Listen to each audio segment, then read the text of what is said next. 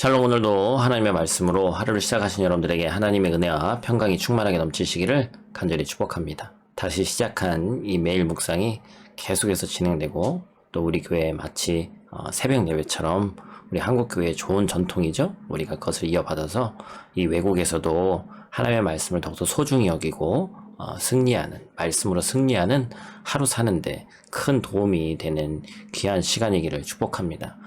제가 이제 어떤 말씀에 짧게 구절구절해서 설명은 드리고 짧은 묵상을 나누지만 궁극적인 여러분들 우리 큐티책을 가지고 말씀 묵상하는 건 여러분들이 하셔야 될 일이기 때문에 저는 이원희 목사가 조금 묵상해서 나누는 그 말씀이 완벽하다고 생각하지 마시고 우리가 말씀 또 묵상을 함께 마친 후에도 여러분들이 더 깊은 묵상을 해주시기를 부탁을 드립니다. 사람이 살아가면서 좋은 일이 있을 때도 있고 나쁜 일이 생길 때도 있습니다. 좋은 일에는 기뻐하고 감사하지만 나쁜 일에는 슬퍼하고 스스로를 돌아보게 되죠.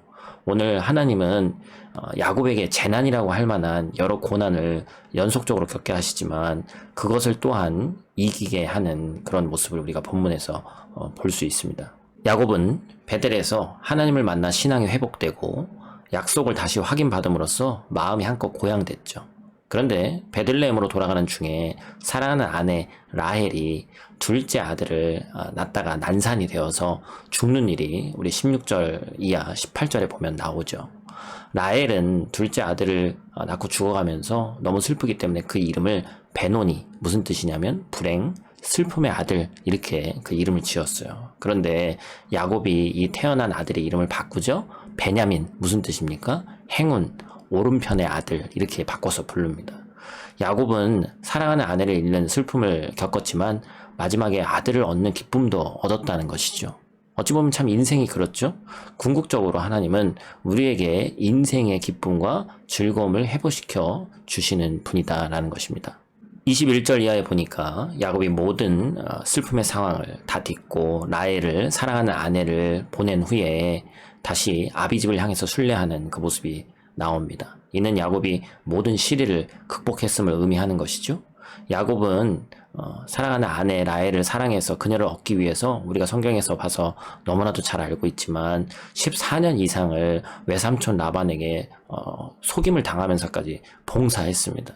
그런 라헬을 잃은 야곱의 마음이 하늘이 무너지는 듯한 심정이었을 거예요.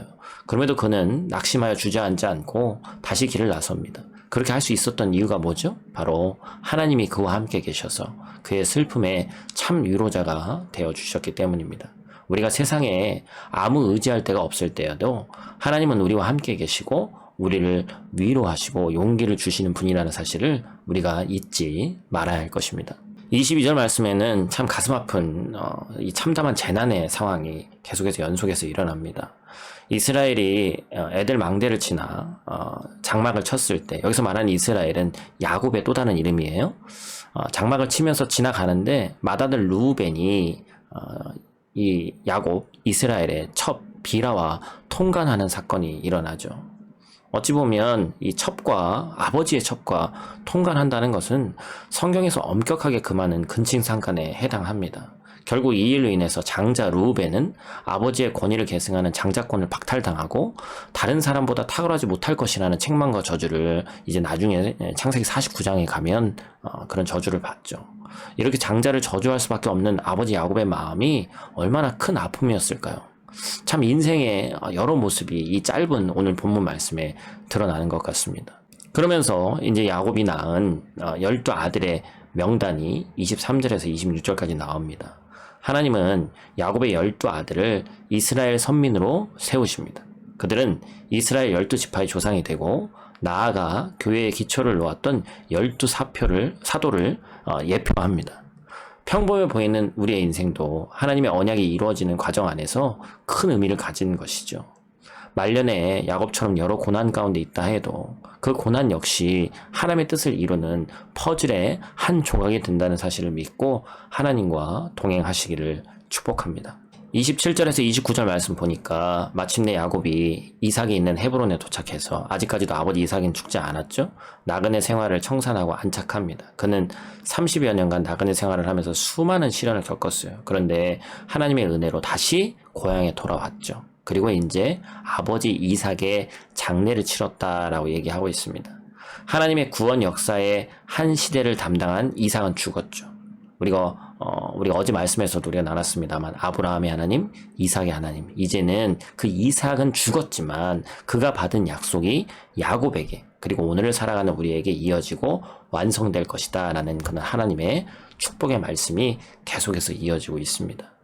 베델에서 하나님의 축복을 받은 야곱에게 계속해서 축복만 있는 것이 아니라 그 인생 가운데 고난과 시련이 계속해서 있었습니다. 그러나 야곱은 하나님을 의지했고 믿음으로 고난을 딛고 일어섰습니다. 그가 머리도 쓰고 인간적인 방법도 많이 썼습니다. 그럼에도 불구하고 결국에는 하나님의 이름으로 일어났다는 것이죠. 이것이 세상을 이기는 믿음의 위대한 힘인 줄로 믿습니다. 우리도 구원의 복을 다음 세대에 물려주기까지 하나님의 뜻을 따라서 경건하게 살아야 합니다. 그러면 세상을 이기고 장차 영광의 면류관을 받는 저와 여러분들이 될 것입니다. 이 말씀을 의지하고 오늘 하루 승리하는 저와 여러분들 되시기를 간절히 축복합니다.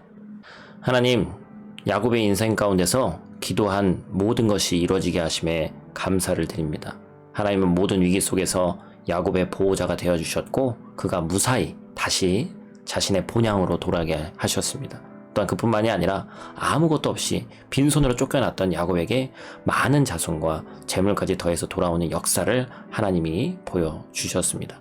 야곱이 고난 속에서 부르짖는 모든 기도에 하나님은 신실하고도 풍성하게 응답해 주셨습니다. 하나님, 우리 또한 인생의 고난이 찾아올 때 우리의 기도에 귀 기울이시는 하나님께 나아갈 수 있도록 도와주시고 하나님이 우리의 기도에 응답하실 것을 믿음의 눈으로 바라보며 나아갈 수 있도록 하나님 도와주시옵소서. 하나님은 우리가 기도한 대로 우리의 믿음을 성숙하게 하시고 삶의 거룩함을 이루시는 하나님인 줄 믿사오니 때때로 하나님의 임재가 보이지 않는 것 같을 때라도 우리와 함께 하시는 그 신실하신 하나님을 믿음의 눈으로 바라보며 승리하는 우리 삶 되게 하여 주시옵소서. 오늘 하루도 눈동자와 같이 지키실 줄 믿사오며 예수님 귀하신 이름으로 기도드립니다. 아멘.